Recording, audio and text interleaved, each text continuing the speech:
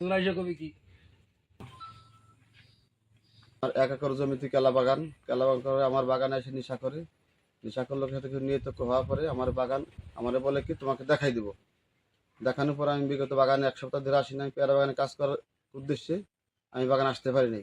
আমি আজকে বাগানে ঢুকছি, বাগান ঢোকার পরে দেখি আমার বাগানের এই অবস্থা। আমার বাগানে কেলা পচন দিয়ে আমার কেলাগুলো সমস্ত কেলা নষ্ট করে ফেলাইছে মেহেদি অথবা নুরুস সাল লোক আমাদের এলাকায় থাকে। আমি কিছু সাথে নিয়ত করার কারণে আমার বাগানে এই পরিস্থিতি করছে।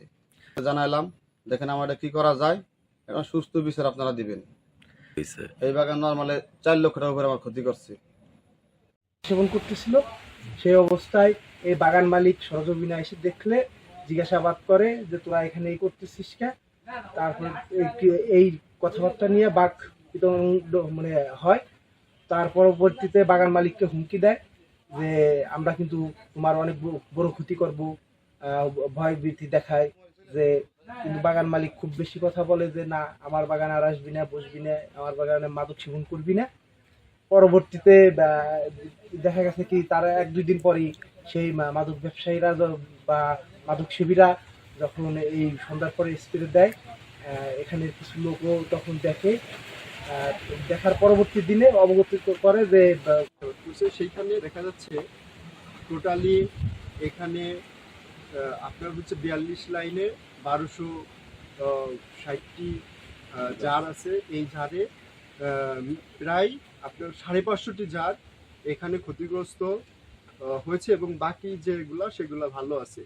এবং ক্ষতিগ্রস্তর মূল যে কারণ আমি শনাক্ত করতে পেরেছি সেটা হচ্ছে এইখানে উদ্দেশ্য প্রণোদিতভাবে হুমায়ুন ভাইকে কোনো হচ্ছে এই কলায় কোনো আপনার পচন স্প্রে করার মাধ্যমে এই কলাগুলো এই হচ্ছে দেখেন আপনি এখানে দেখা যাচ্ছে যে ভিতরে পচে যাচ্ছে।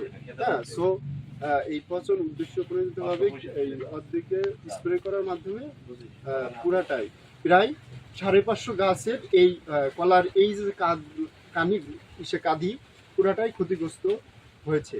এখন প্রায় 500-700 কলা ক্ষতিগ্রস্ত, কলাগুলো বতি হয় নাই। আমার মনে হয় এই কলায় ওই পাকা বা পচনের ওষুধ দিছে। তাতে অনুমানিক আমরা হিসাব করলাম যে এই কলার মূল্য আসতেছে 3 থেকে 4 লক্ষ টাকা।